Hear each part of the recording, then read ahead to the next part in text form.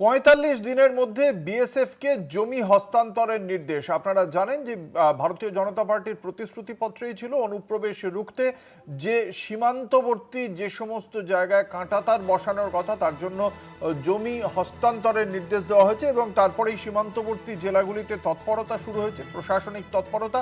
সে বিষয়ে বিশদে জানবো। আমাদের সঙ্গে রয়েছেন আমাদের প্রতিনিধি সঞ্জিত চক্রবর্তী। বসিরহাটে এ বিষয়ে কি তৎপরতা এখনো পর্যন্ত প্রশাসনের অন্দরে, কি জানা যাচ্ছে সঞ্জিত?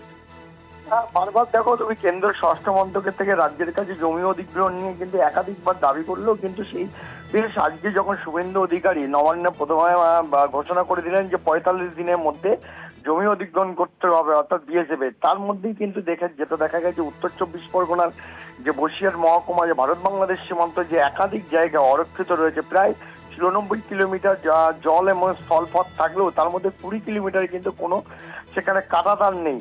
যার কারণে জেলার পুলিশ সুপার যে অলকানন্দা ভাল এবং অতিরিক্ত পুলিশ সুপার পার্থ ঘোষের নেতৃত্বে বিএসএফদের সঙ্গে একটা জরুরি বৈঠক করেন। পাশাপাশি যেসব অরক্ষিত জায়গায় সেসব জায়গায় ফেন্সিং নেই অর্থাৎ কাঁটাতার নেই সেইগুলোকে পরিদর্শন করেন, লিপিবদ্ধ করেন এবং দ্রুত যে পদক্ষেপ নিয়েছেন। অর্থাৎ ইতিমধ্যে একদিকে মুখ্যমন্ত্রীর ঘোষণার পর অন্যদিকে জেলা প্রশাসন যে তড়িঘড়ি ইতিমধ্যে বিএসএফ আধিকারিকদের সঙ্গে বৈঠক করলেন, তাতে বলা যাচ্ছে আগামী হয়তো কিছুদিনের মধ্যেই এই কাজ কিন্তু শুরু হতে হবে এমনটা প্রশাসন সূত্রে খবর, এবং জমি অধিগ্রহণের পাশাপাশি কাঁটাতারের দেওয়ার কাজ শুরু হবে এমনটা জানা গেছে প্রশাসনিক সূত্রে।